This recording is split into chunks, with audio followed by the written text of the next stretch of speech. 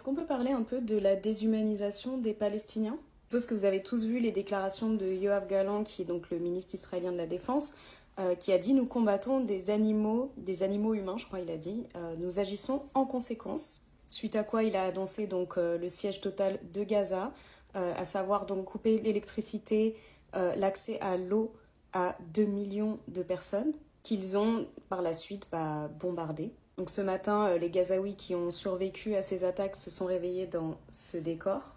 Et moi, ce qui me fume là, dans le traitement médiatique, au-delà du fait qu'il y a apparemment une unanimité totale sur le sionisme et sur le soutien indéfectible à Israël, peu importe ce qu'ils font en fait c'est juste le fait que les Palestiniens sont totalement déshumanisés, et ça se voit notamment par le traitement des vies israéliennes en fait. Donc par exemple, je regardais BFM l'autre jour et je vois qu'ils invitent plusieurs cousins, cousines, membres de familles de personnes qui ont été donc kidnappées par le Hamas. C'est des personnes qui sont de fait tout de suite humanisées, parce que du coup tu dis: ah putain, ça pourrait être moi, ça pourrait être mon frère, ma soeur, mon cousin, ma cousine.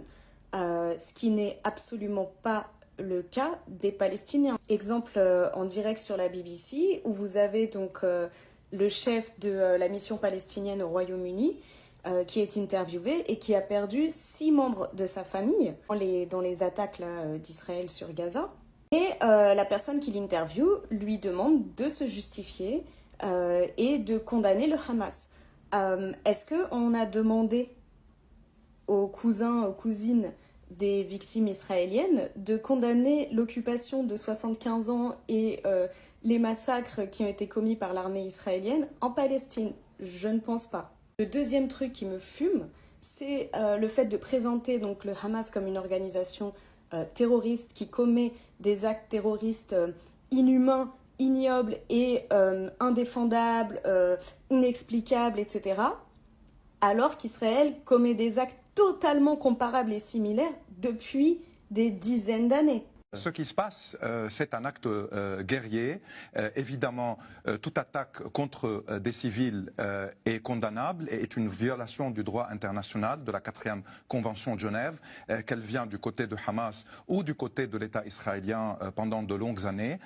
Et donc, évidemment qu'il y a aujourd'hui un choc, parce que les puissants, qui ont la puissance de feu, qui imposent le siège, qui bombardent, aujourd'hui sont pris au piège de la guerre et de la violence. Là, ils sont victimes d'un acte terroriste. Oui, comme eux, ils commettent des actes terroristes contre la population palestinienne. Donc, si on qualifie terrorisme de meurtre de civils... Le choc du jour, c'est cette attaque... Oui. On va revenir sur, évidemment. Tout à fait. C'est un conflit compliqué. Oui. Mais aujourd'hui, oui, il y a une attaque terroriste. Parce que c'est les médias qui couvrent aujourd'hui cela d'une manière exceptionnelle.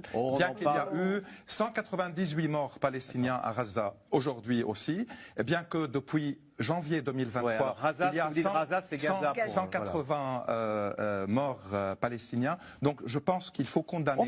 Il commence à y avoir des gens un peu plus intéressants qui sont invités sur les plateaux télé.